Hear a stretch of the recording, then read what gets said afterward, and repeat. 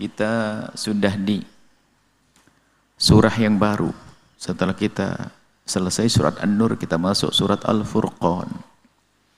Yang arti Al-Furqan adalah pembeda, pemilah, pemisah. Kita sudah sampai ayat yang ketiga. A'udzubillahi minasyaitonirrajim. Bismillahirrahmanirrahim. Wattakhadhu min dunihi alihatan la yakhluquna syai'a wa hum yukhlaqun wa la yamlikuna li anfusihim dharran wa la naf'an wa la yamlikuna mautan wa la hayatan wa la nusyura.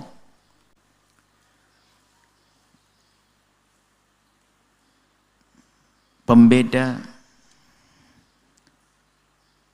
yang membedakan antara orang selamat dan tidak selamat, antara Tuhan yang hak dan Tuhan yang batil. Ada Tuhan yang hak dan Tuhan batil. Maksudnya Tuhan palsu, bukan Tuhan yang sesungguhnya. Orang-orang beriman, kita semuanya Tuhan kita adalah Allah yang Maha Tunggal dengan sifat-sifatnya, dengan sifat keagungannya, sifat kemuliaannya. Akan tapi ada nanti hamba-hamba yang mereka membuat kerusakan di muka bumi, dimulai dari salah kepercayaan mereka, yaitu menuhankan selain Tuhan Allah. Wattakhadhu, dan mereka orang-orang, ini pembeda, orang beriman sendiri babnya. Wattakhadhu, ini orang-orang kafir. Wattakhadhu min dunihi, mereka telah menjadikan min dunihi selain Allah alihatan Tuhan, menuhankan selain Allah. Sementara yang mereka tuhankan, yang mereka sembah, macam-macam ini. Ini macam-macam tentang kepercayaan-kepercayaan yang ada di semesta. Dimulai dari mereka yang di Mekah waktu itu, di sekitar baginda Nabi, yang menyembah berhala-berhala. Ada lagi yang menyembah api, menyembah matahari, dan lain sebagainya. Yang jelas ada sekelompok kaum yang wattakhadhu min dunihi alihatan, telah menjadikan selain Allah Tuhan, dianggap Tuhan. Sementara la yakhluquna syai'a, yang dianggap oleh mereka sebagai Tuhan, la yakhluquna syai'a, tidak menciptakan apapun. Ini sebetulnya mulai mengajak diskusi, dialog, menggunakan akal ya. Bagaimana mereka itu mempercayai Fir'aun, Namrud, matahari, api sebagai Tuhan? Bagaimana mereka mempercayai Tuhan yang mereka itu la yakhluquna, tidak menciptakan apapun. Tidak menciptakan apapun. Lalat pun tidak menciptakan dia. Cacing pun tidak menciptakan. Makhluk terkecil pun mereka tidak menciptakan. La yakhluqun.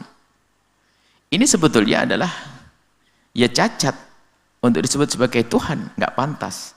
Bukan sekedar mereka itu tidak menciptakan apapun. Ditambah lagi, ini saja sudah merupakan satu cacat. Mereka tidak menciptakan. Lebih dari itu, wahum yukhlaqun, mereka itu dibuat, diciptakan. Bagaimana kok bisa menjadi Tuhan? Menciptakan tidak, apalagi menciptakan. Mereka itu diciptakan. Diciptakan dari tiada, diadakan. Wala yamlikuna li anfusihim, mereka tidak memiliki untuk diri mereka dharra wala nafa. Artinya mereka itu tidak membahayakan, dia tidak memberikan manfaat. Artinya yang menyembah itu suruh berpikir. Itu yang kau sembah. Kau menyembah pun dia tidak memberikan manfaat. Kalaupun kau tidak menyembah, enggak akan membahayakanmu. Terus apa fungsinya? Jadi kamu sembah tidak memberikan manfaat. Kamu tidak menyembah, enggak membahayakan kamu kok. Sama sekali. Ini ada dialog ya sebetulnya. Tidak membahayakanmu ini. Berhala-berhala yang kau sembah itu, lihat. tidak bermanfaat untukmu dan tidak membahayakanmu. Coba, di saat engkau tidak menyembah, enggak akan. Dan mereka diciptakan. Mereka dibuat. Wala yamlikuna mauta. Tidak bisa mematikanmu. Wala hayata, menghidupkanmu. Wala nusyura, membangkitkanmu nanti. Tidak. Sementara Tuhan Allah yang diyakini oleh orang-orang beriman adalah Tuhan yang Maha Tunggal, yang menciptakan dan tidak diciptakan, yang menghidupkan, memberi kematian, mematikan dan menghidupkan, memberikan kehidupan. Dan Allah lah yang nanti membangkitkan kita di padang mahsyar.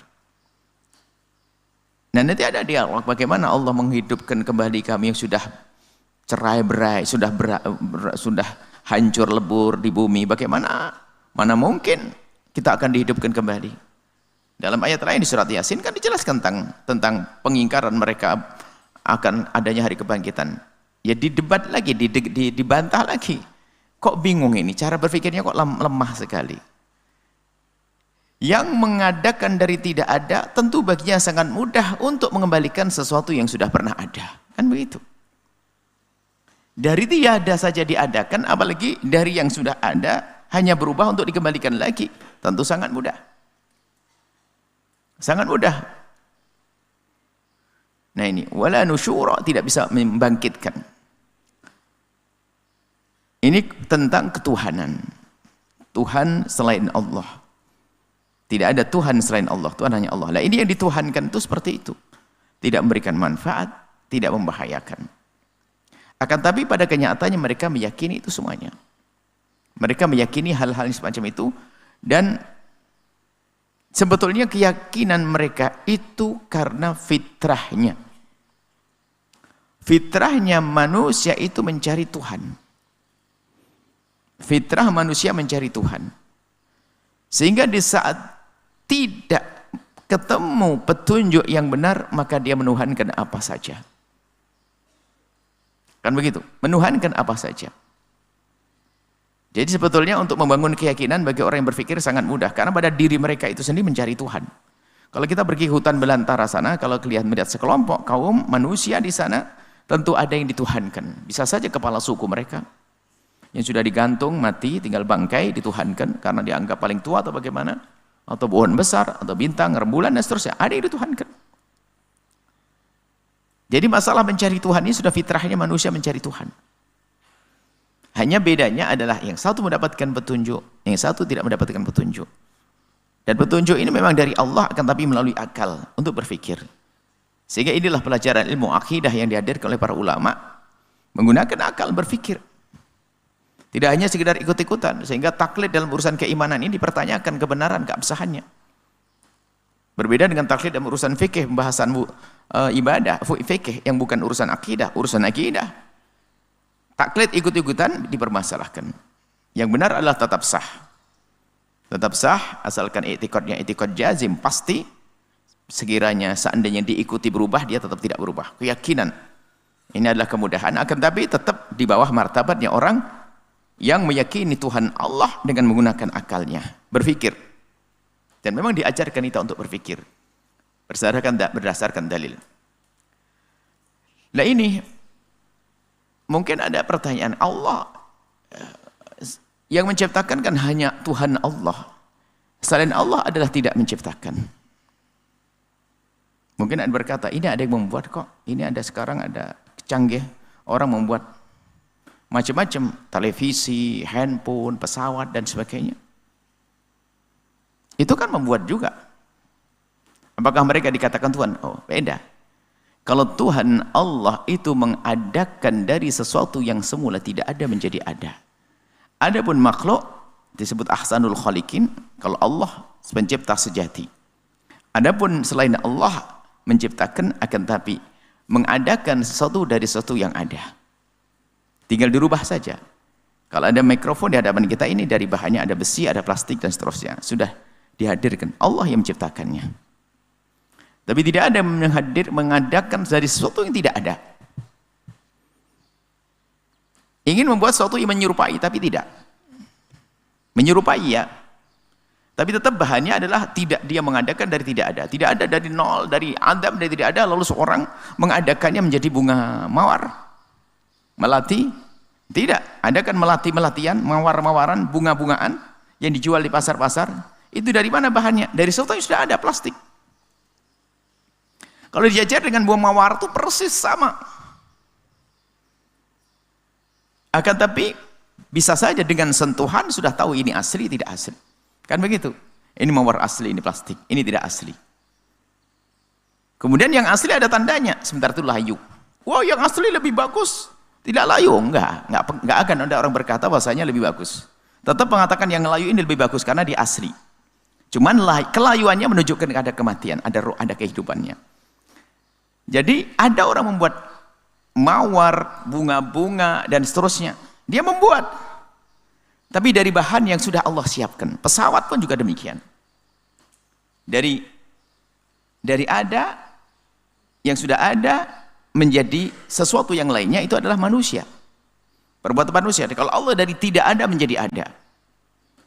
Kemudian kalau dari Allah berkembang. Berkembangnya dari sesuatu yang tidak ada. Dari sesuatu yang tidak ada, ya berkembangnya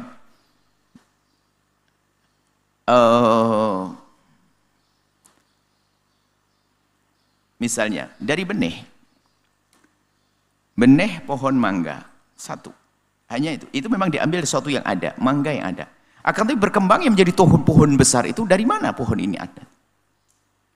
Pohon menjadi pohon segede badan orang, bukan dipindah dari tempat yang lain lalu pindah ke sini, tidak. Tapi kalau orang buat pohon-pohonan harus mengambil sesuatu dari yang lainnya. Tapi kalau ciptaan Allah bisa berkembang, bertambah, berkembang, bertambah dan berkembang. Ya, seperti pohon gede, bahkan mengganggu bangunan, bisa membongkar bangunan dan sebagainya. Besar. Tapi kalau buatan manusia tidak, karena buatan manusia dari yang sudah ada kemudian diadakan. Jadi supaya tidak ada yang sombong, aku bisa membuat, nggak ada. Dulu ada Namrud itu, masalah kehidupan, tapi jadi lucon. Anahui wa umid, kata Namrud. Apa sih keistimewaan Tuhanmu, hei Ibrahim? Nabi Ibrahim mengatakan, aku punya Tuhan menghidupkan dan mematikan. Namrud yang mengaku Tuhan, dia berkata, aku juga bisa menghidupkan dan mematikan kok. Terus kata Ibrahim, bagaimana kau menghidupkan dan mematikan? Panggil dua orang. Ada dua orang di hadapan Namrud, yang satu dipenggal lehernya, yang satu biarkan. Ini aku matikan dan ini aku hidupkan. Lelucon. Akhirnya Nabi Ibrahim mengatakan, Allah sudah gantian.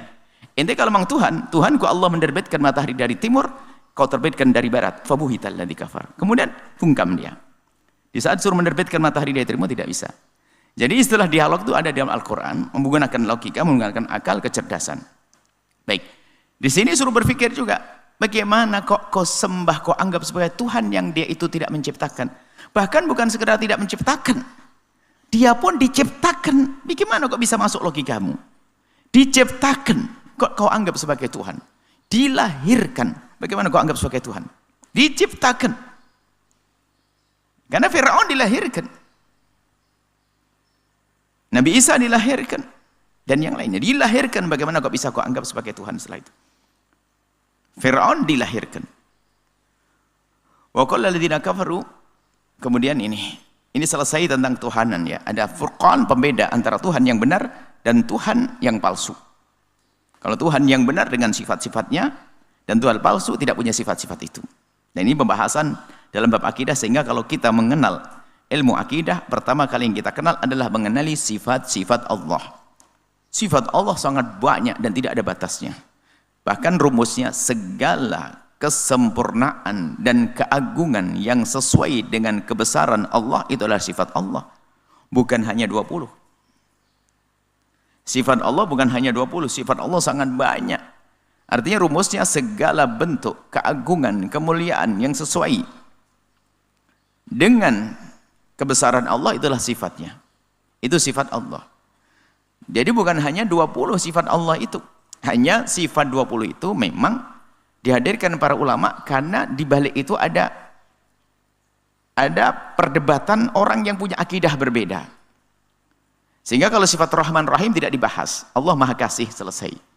Allah Maha Kasih. Tapi tentang wujud Allah, qidam Allah, baqa Allah, mukhalafatul hawadits, ini mengundang perdebatan sehingga para ulama mengkhususkan kalau sifat wujud Allah, di sana ada orang mengingkari wujudnya Tuhan. Wujud Allah, dan wujud Allah bagaimana wujud Allah? Allah Maha ada, dibahas dalam ilmu akidah kita. Qidam Allah Maha dahulu. Karena Allah Maha dahulu, tidak didahului oleh apapun. Jangan sampai, maka yang didahului oleh sesuatu pasti bukan Tuhan. Makanya Fir'aun didahului oleh ayahnya sebelum Fir'aun ada. Jadi yang didahului sesuatu tidak mungkin jadi Tuhan. Tuhan adalah Maha dahulu dan tidak didahului oleh apapun dan siapapun. Baqa abadi. Tidak ada kematian baginya. Tuhan Allah abadi. Lainnya ada Tuhan mati. Nah, ini bagaimana? Nah, ini terus dibahas itu. Sampai sifat 20 itu disitu mengundang perdebatan sehingga perlu dihadirkan secara khusus biar kita tahu mana yang benar dan mana yang batil. Selebihnya tidak dibahas oleh para ulama karena sifat Rahman, Rahim dan lain sebagainya. Allah Al-Khaliq pencipta itu mudah untuk memahaminya. Baik, kemudian ini adalah tentang sifat-sifat Tuhan Allah. Maka dipelajari dalam pembahasan akidah tentang mengenal sifat Allah. Maka jangan sampai ada di antara kita tidak menghafal yang selama ini diajarkan para ulama dengan sederhana. Bahkan sebelum faham pun kita sudah menghafal. Ini kehebatnya para ulama. Hari ini kadang kita faham menghafal susah. Akan tapi oleh para ulama dibalik sambil main-main di musola, di tempat-tempat, anak-anak kecil sudah bisa menghafal sifat-sifat Allah. Menghafal, tinggal nanti pendalamannya, pemahamannya. Allah wujud qidam baqa mukhalafatu lil hawadits. Terusnya qiyamuhu binafsihi wahdaniyah kudrah iradah dan seterusnya. Itu sudah dihafal di musola-musola zaman dulu, tidak tahu zaman sekarang. Itu suasana indah yang kita rindu kembali ada. Hari ini anak-anak kecil di depan masjid, di musola bukan pujian akan tapi megang handphone. Menyedihkan akan tapi kemarin kita mendengar tidak tahu di mana kita kemarin pagi. Kemarin sore. Kemarin sore lagi duduk di sebuah tempat dengar suara anak-anak kecil. Cuman suaranya kok satu orang. Tapi sudah senang kita dengar suaranya, Masya Allah. Ini keadaan suasana yang masih alami. Masih belum tercemar dengan segenggam alat namanya handphone dan sebagainya. Baik, anak-anak kecil zaman dulu sudah bisa menghafal itu semuanya. Tentang sahabat-sahabat Nabi, Sayyidina Abu Bakar, Umar, Uthman, dan seterusnya. Bahkan ilmu akidah dimasukkan dengan halus. Baik, mengenal sifat-sifat Allah. Lah, kebalikannya nanti, yang tidak punya sifat itu bukan Tuhan. Namanya disebutkan nih. Bagaimana yakhlukun, yukhlakun, la yakhlukun, tidak menciptakan, dan diciptakan bagaimana mungkin jadi Tuhan. Dari sini saja orang seharusnya berpikir, nggak mungkin Tuhanku aku buat sendiri. Orang sekelas Sayyidina Umar bin Khattab yang sangat dikagumi wibawa waktu di zaman jahiliyah. Di zaman jahiliyah, Sayyidina Umar itu dengan kehebatannya, dengan kegagahannya, ternyata punya perilaku jahiliyah, punya perilaku bodoh sebelum masuk Islam.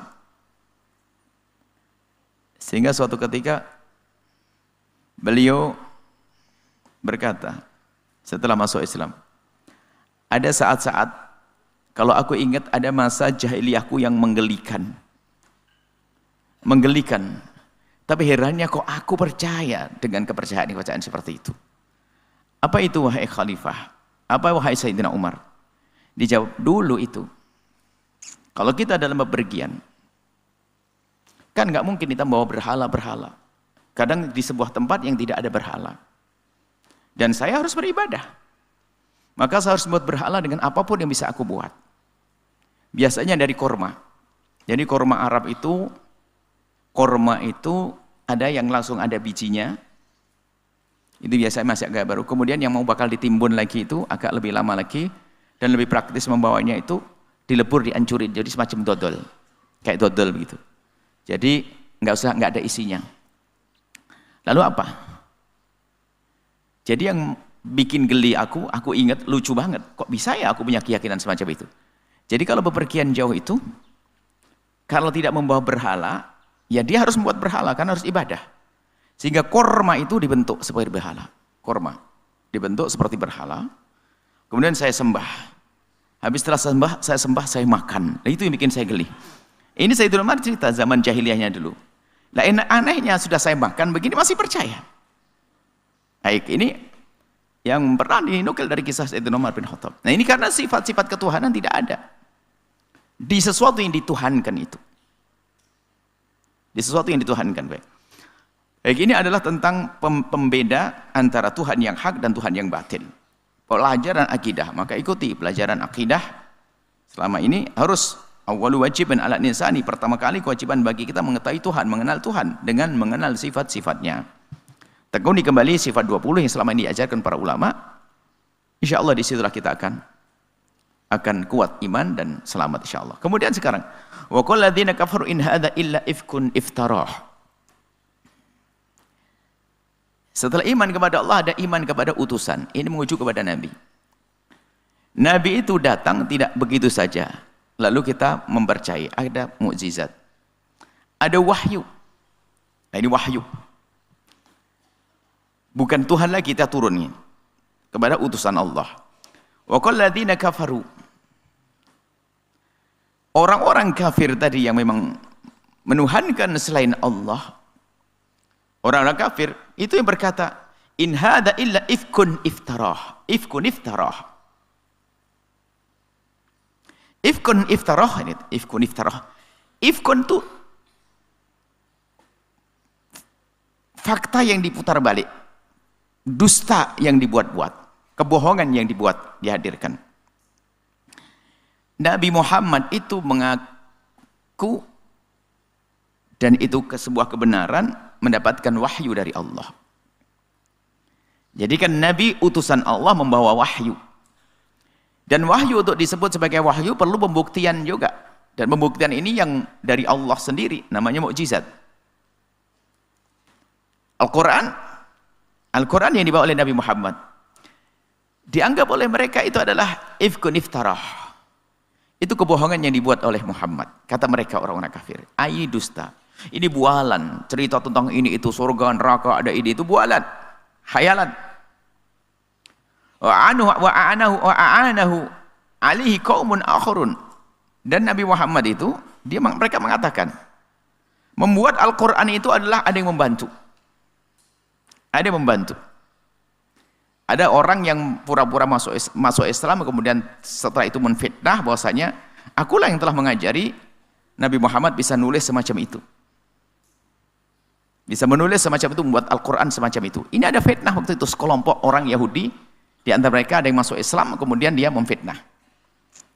Lalu dijawabkan ini, waqad ja'u dzulman wa zura. Enggak, mereka itu orang-orang yang masuk Islam, ada beberapa orang, kemudian dia menfitnah, mereka itu adalah orang datang dengan kezaliman dan dengan kedustaan. Mengaku bahwasanya yang mengajari Nabi Muhammad bisa bertutur kata kayak begitu adalah aku. Atau sekelompok orang ini, sekelompok orang dari Yahudi. Jadi a'anahu, jadi Muhammad itu membawa berita palsu, bualan, khayalan, dan yang menyusun cerita ini adalah dibantu oleh orang-orang Yahudi. Ini fitnah yang dibuat oleh mereka. Sebetulnya dalam hal ini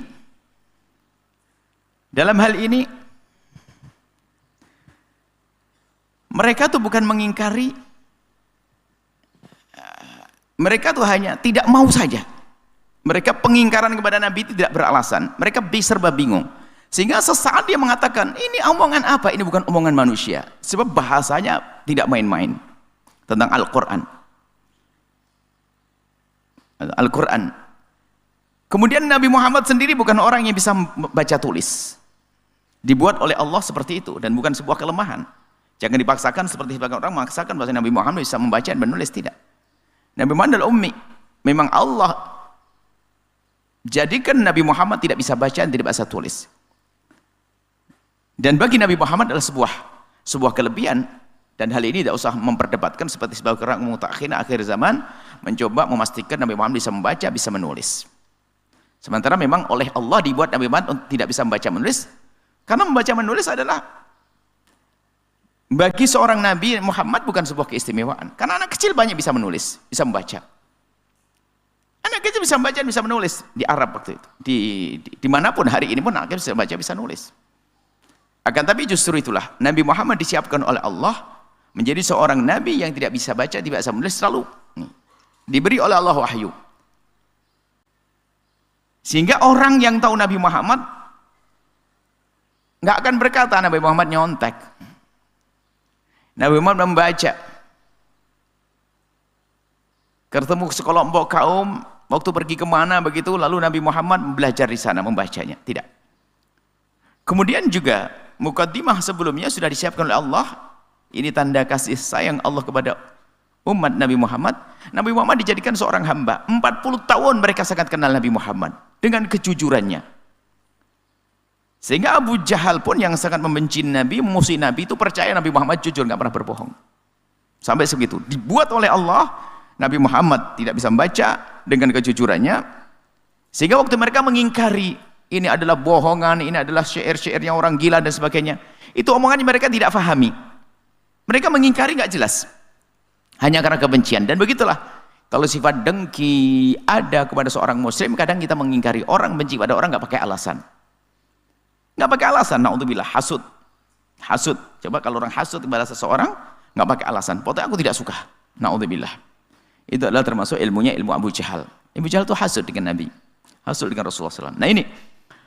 Wa qala alladziina kafaru in hadza illa ifkun iftarah wa 'anahu 'alaihi qaumun akharun. Jadi mereka menganggap, bukan menganggap. Kalau menganggap ini menduga Nabi Muhammad jiplak. Menduga Nabi Muhammad nyontek. Itu menduga. Enggak, bukan begitu kisahnya. Ifkun. Dia tahu Nabi Muhammad itu tidak nyontek, cuman dia bilang Nabi Muhammad nyontek, menfitnah. Jadi gitu permasalahannya. Ifkun itu adalah membalikkan fakta. Bukan dia menduga. Misalnya mungkin ada orang menduga, Nabi Muhammad itu kayaknya nyontek, sebab sering duduk dengan fulan. Menduga. Tapi ini bukan begitu kisahnya. Mereka tahu betul Nabi Muhammad tidak nyontek, cuman dibalik kisahnya. Harus beda, lebih dahsyat lagi. Jadi mereka tahu Nabi Muhammad bukan nyontek, bukan dibantu oleh mereka. Mereka ngerti. Yang diomongkan Nabi Muhammad itu dahsyat benar, wahyu. Maka disebut ifkun.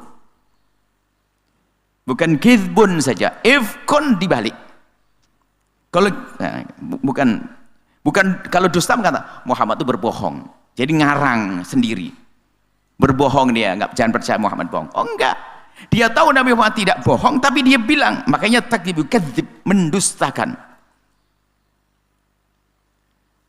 Mendustakan, ifkun. Jadi sesuatu yang sebetulnya mereka tahu Nabi Muhammad tidak seperti itu, tapi dikatakan seperti itu. Waqalu, mereka berkata begini, yang dibawa oleh Nabi Muhammad asatirul awwalin, dongeng-dongeng orang dahulu. Dia menganggap seperti buku-buku yang lain isinya dongeng, dusta dan sebagainya. Cuman kalimat itu pun tidak berarti di hadapan Al-Quran. Kenapa semua yang diomongkan, yang dibaca, semua disebut dalam Al-Quran kebenaran. Mereka bisa membantah satu pun. Kalau kisah yang terjadi pada zaman dahulu kepada orang-orang Yahudi, disebut dalam Al-Quran, di kitab Yahudi, kitab mereka juga ada. Mereka mengatakan asatirul awwalin. Ini dongeng-dongeng orang dulu yang disontek oleh Nabi Muhammad dituliskan. Padahal mereka tahu bahasanya. Sampai terkagum-kagumnya mereka ini, ada sesuatu yang ada di dalam Taurat disembunyikan oleh pemimpin mereka. Tapi Nabi Muhammad tahu. Sampai setelah itu baru tahu setelah Nabi Muhammad memberitahu bahasanya ada. Hukum ini ada, hukum zina begini, hukum ini ada di dalam kitabmu. Selama ini tidak. Disembunyikan oleh pembesar-pembesar mereka, urusan hukuman-hukuman itu supaya apa? Kalau pembesarnya ulamanya melanggar, tidak ditambahkan hukumannya. Kalau orang kecil melanggar, ditambahkan hukumannya. Didustakan seperti itu. Setelah Al-Quran menyebutkan, mereka baru tahu ternyata hukum-hukum yang disebutkan Al-Quran adalah ada di dalam Taurat, di dalam kitab-kitab terdahulu. Dan ini didustakan oleh mereka. Mereka semula percaya lalu mendustakan. Qalu asatirul awwalina, mereka adalah ini dongeng-dongeng orang dahulu. Iktatabaha, yang Nabi mencoba melajari membacanya dari kitab-kitab terdahulu. Padahal sudah dijelaskan Nabi Muhammad tidak membaca. Dan tidak ada yang mengajari Nabi Muhammad. Tapi itulah fitnah yang disuarakan. Untuk merendahkan Al-Quran. Dan tidak. Al-Quran sangat istimewa. Tidak ada yang bisa membantah. Kalau ada orang mencoba mengkritisi Al-Quran, tentu tidak akan dijelaskan sendiri oleh Allah. Bahkan mereka sudah kalah. Kalau orang mengkritisi Al-Quran, tentu dia harus punya ilmu tentang bahasa Al-Quran. Tentang bahasa Al-Quran. Tentang nilai sastranya yang sangat tinggi di dalam Al-Quran. Sehingga ada orang akhir zaman mencoba mengkritisi tarkib Al-Quran dan sebagainya. Lucunya di atas kelucuan. Kenapa? Orang-orang Arab pada zaman baginda Nabi itu adalah orang Arab pada zaman yang omongan mereka hujah dalam bahasa. Bukan orang yang belajar di kampus, belajar ilmu adab sastra Arab, itu bukan. Ini ada orang belajar sastra Arab baru mulai mengkritik Al-Quran. Lucunya ada kira-kira ini pembesar-pembesar. Fa'tu bi suratin min mithlihi wa tu'su'atakum min dunihi in kuntum shadiqin. Ditantang loh mereka, para pujangga-pujangga Arab yang dahsyat, yang bahasanya luar biasa, yang bahasanya tuh hujah. Artinya apa? Omongan mereka itu bisa jadi kaidah dalam bahasa Arab. Kaidah menjadi rumus-rumus bahasa. Grammarnya diambil dari situ. Mereka orang-orang itu hebat, sehebat itu dia di hadapan Al-Quran mengatakan tidak. Aku tidak bisa melawan Al-Quran. Ditantang, buat usyuhada'akum min dunihi in kuntum shadiqin. Coba datangkan, kumpulkan mereka musyawarah untuk bisa meruntuhkan Al-Quran. Tidak bisa. Ini orang pada zaman baginda Nabi yang zamannya zaman hujjah. Omongan pada zaman Arab zaman itu adalah omongan hujjah. Sehingga kalau sekarang ini menyusun bahasa Arab, kan bahasa Arab ada kaidah fi'il, fa'il, ada maf'ul, ada hal dan sebagainya, dibaca rofa, nasab dan sebagainya. Dari mana itu diambil? Disesuaikan dengan sesuatu yang ada pada Arab zaman dahulu. Jadi diambil dari bahasa mereka. Bahasa mereka fasih, tidak salah. Dan sangat sesuai dengan Al-Quran. Sangat sesuai dengan Al-Quran. Maka beberapa waktu yang lalu ada orang yang baru belajar ilmu bahasa Arab saja mengkritiki tarikh Al-Quran. Ya ini aneh sekali. Pembesarnya saja geleng-geleng kepala. Mereka menyadari Al-Quran tidak bisa dilawan. Cuman kesombongan mereka menjadikan mereka ingkar. Tidak. Mengatakan asatirul awal, dongeng orang-orang dahulu. Fahiyatumla alaihi. Jadi mereka ini dongeng-dongeng diimlakkan, yang dibacakan kepada Nabi Muhammad. Bukrata wa asila. Nabi Muhammad dicekoi siang malam. Dengan ilmu itu sampai Nabi Muhammad punya keahlian untuk bisa mengeluarkan ayat-ayat seperti itu. Nah ini maksudnya fitnah mereka. Sehingga kalau kembali kepada sejarah hidupnya Nabi, semua tahu Nabi hidup di Mekah bersama mereka. Dan Nabi sangat jujur, teman Nabi juga siapa ketahuan. Tidak terbukti kalau Nabi itu belajar kepada orang-orang yang ada di Roma sana dan seterusnya. Tidak ada. Akan tapi mereka hembuskan fitnah ini biasa untuk meragukan Al-Quran. Nabi belajar siang malam. Nabi diajari oleh mereka, didikte oleh mereka sehingga otak bagi Nabi dipenuhi dengan itu semuanya, lalu keluarlah menjadi Al-Quran. Ini kan fitnah yang mereka hembuskan. Kul, katakanlah kepada mereka, anzalahu alladhi ya'lamu sirra fis samawati wal ard. Yang menjadikan Nabi bisa mengeluarkan firman Allah itu ayat-ayat adalah wahyu. Anzalahu, Allah menurunkannya. Anzalahu, telah menurunkannya. Firman itu siapa yang menurunkan? Alladhi ya'lamu sirra, yang tahu hal yang gaib. Sir yang tidak terlihat, gaib. Jadi Allah yang maha tahu tentang yang gaib adalah Allah. Jadi yang menurunkan Al-Quran adalah Tuhannya Nabi Muhammad, Allah. Yang mengetahui segala yang gaib baik di langit dan di bumi.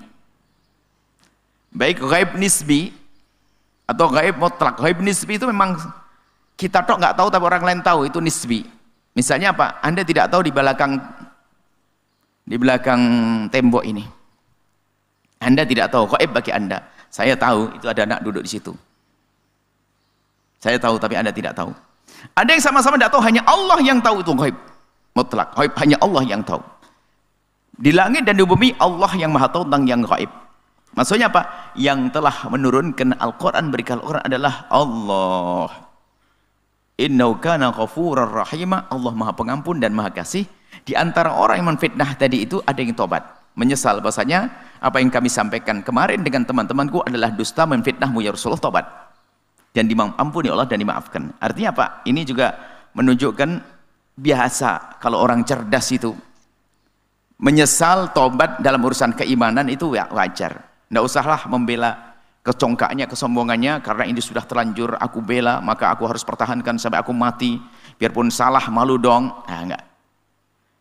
Jadi menyadari kesalahannya kemudian mengikuti sebuah kebenaran itu adalah hebat.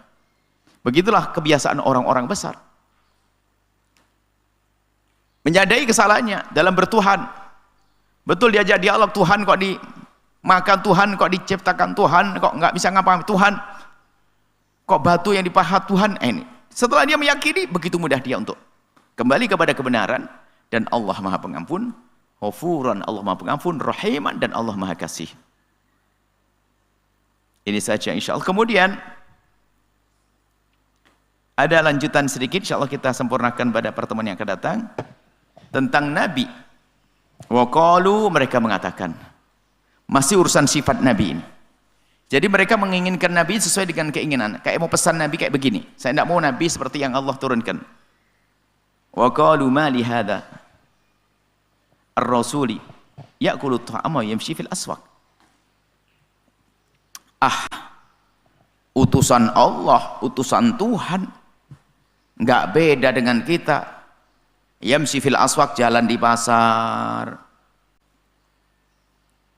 makan. Kok Nabi makan nih, gimana sih? Dia pengen Nabi yang nggak makan, pengennya kayak malaikat.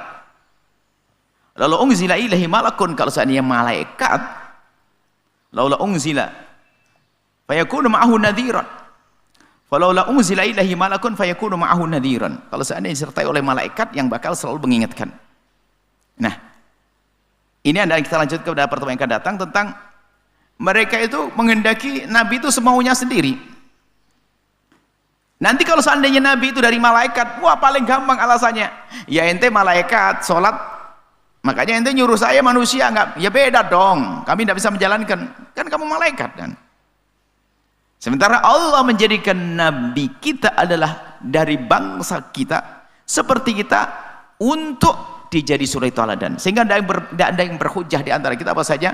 Kita mau beda, ya Rasulullah, Anda malaikat, bisa aja Anda bisa ibadah banyak gitu, saya kan bukan malaikat. Tidak, Nabi Muhammad sama. Nama ana basyarun, aku adalah manusia seperti kalian semuanya. Hanya bedanya adalah aku diberi wahyu oleh Allah Subhanahu wa ta'ala. Dan ini adalah pengenalan tentang yang kedua, tentang Nabi. Maka nanti pembahasan kita akidah setelah beriman kepada Allah tentang sifat-sifat Allah, sifat wajib bagi Allah, kemudian mengenal sifat-sifat mustahil bagi Allah, kemudian setelah itu mengenal sifat-sifat, mengenal Nabi, utusan-utusan Allah. Dan semuanya ini direntrehkan oleh ilmu akidah. Dan mohon nanti dimiliki, sudah kami hadirkan catatan-catatan kecil tentang misalnya akidah 50, di situ ada sifat Allah, wajib dan mustahil. Kita harus yakini Allah mustahil punya sifat ini. Kemudian sifat jaiz bagi Allah, kemudian sifat-sifat para nabi, mustahil bagi nabi, dan seterusnya. Baru nanti setelah itu, tadi kita bicara tentang gaib, ada satu buku yang kami hadirkan, dan mungkin belum banyak ditulis secara khusus tentang yang gaib. Bagaimana iman kepada yang gaib? Sam'iyat. Salah satu buku kami yang namanya Sam'iyat. Anda miliki buku itu, kaidah beriman kepada yang gaib. Kita tidak melihatnya, tapi kita mengimaninya. Dan kita mempercayai yang gaib pun ada rambunya, bukan sekedar katanya orang lalu kita percaya. Kita percaya, enggak. Kita mempercayai sesuatu karena ada rumusnya. Gaib kita tidak melihatnya, tapi kita wajib percaya. Dan memang kita tiba-tiba percaya. Surga, neraka disebut dalam Al-Quran. Malaikat Jibril disebut dalam Al-Quran. Jangan percaya gaib nggak ada rambu-rambunya, bahaya. Hadir majelis rajin, mohon maaf ini bukan menyentuh masalah kepercayaan, bukan mengingkari sebuah kepercayaan orang, tidak. Akan tapi bagaimana rumusnya Anda itu yang beriman kepada Allah, Al-Quran dan seterusnya, lo kok percaya adanya Nyi Roro Kidul? Ini kan rumusmu itu apa? Nanti ada kitab ghaibiyat, sam'iyat itu. Jadi kalau nggak rambu-rambu ini nggak ada, jangan percaya. Mohon maaf yang percaya Nyi Roro Kidul sebagai keyakinan, ini urusan Anda. Mohon, ini adalah di ranah keluarga kami kaum muslimin. Sehingga waktu Anda meyakini harus ada rambu-rambunya. Rambunya bakal diterima oleh orang berakal. Ini ada samiyat, mohon dibeli kitab ini atau dibaca. Ini dan ini rambu-rambunya. Rambu-rambu mengimani yang gaib. Setelah Anda punya rambu-rambu ini, ketemu nanti gaib. Saya beriman kepada siksa neraka, kemudian bagaimana adab kubur, kemudian sesuatu yang akan datang, hari kiamat akan tiba. Siapa yang ngasih tahu? Kita tidak pernah melihat, tapi mendapatkan berita. Beritanya dari mantan hari kiamat, bukan dari tetangga yang ngomong Al-Quran. Makanya kita percaya. Kalau ngomong tetangga, ntar dulu. Masa di jembatan itu ada yang nongkrong, nah ini terus kemudian yang menjaga ini ada. Kemudian gini jalan dipercaya dengan cerita macam-macam. Dari mana Anda itu? Yang cerita siapa? Tetangga. Apakah bisa dipercaya orang itu? Nggak ada bohong dalam dirinya? Kan begitu. Jadi kalau iman ini, yakiniyat ini ada rambu-rambunya. Ini namanya samiyat. Anda baca ini akan tenggelam dalam alam gaib nanti Anda. Anda bisa memasuki alam gaib. Jadi bagaimana yang harus Anda yakini, Anda percaya. Jadi memang ada rambu-rambu untuk bisa percaya biarpun Anda tidak melihatnya. Itu bisa saja. Ya karena berita. Berita siapa? Orang yang Anda percaya. Kalau orang percaya misalnya, mohon maaf sederhana saja, Anda tidak pernah menginjakkan kaki di sana, tidak pernah melihat langsung di sana, cuma karena semua orang sudah pada ngomong, namanya berita mutawatir, pasti percaya. Anda pernah ke Amerika? Nggak pernah. Yakin? Ada? Yakin Amerika ada? Ada. Kalau Anda yakin, Anda sudah gila. Karena yang ngomong manusia sejagat. Padahal berita, bukan Al-Quran yang ngomong. Tapi berita orang banyak, namanya mutawatir. Kalau sudah orang banyak berita ngomong, ya mau tidak mau Anda percaya. Anggap saja satu kampung di Sendang ini ngomong, Masya Allah, jangan ada bencana benar. Misalnya, oh ada banjir. Kalau sudah satu kampung ngomong ya, kalau Anda tidak percaya, Anda tenggelam nanti. Kurang lebih seperti itu. Ya, ini ada rambu-rambu percaya yang gaib. Ini insya Allah pakai iman. Sekarang masih urusan iman kepada Rasul, dan di sini ada akidah 50 ini. Di bagian belakang adalah iman kepada utusan-utusan Allah, tentunya dengan rambu-rambunya, rumus-rumusnya untuk mengenal nabi-nabi dan utusan-utusan Allah. Ini saja insya Allah kita lanjutkan pada pertemuan yang datang. Wallahu a'lam bissawab.